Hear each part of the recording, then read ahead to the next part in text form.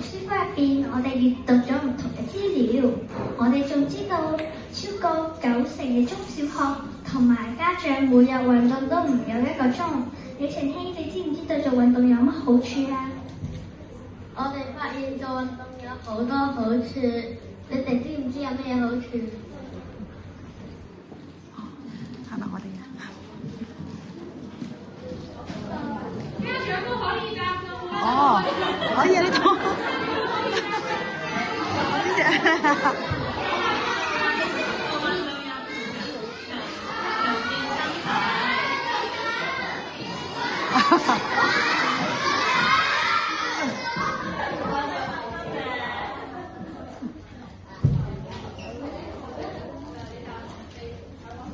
唔會咁容易生病。身心嘅一提高免疫力。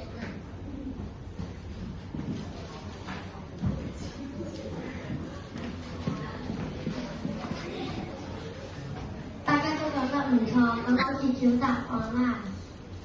做運動可以強身健體同埋專注力增加。相反，唔做運動嘅話，就會導致肥胖同埋養成唔健康嘅生活習慣，所以大家真係要勤力啲做運動啦。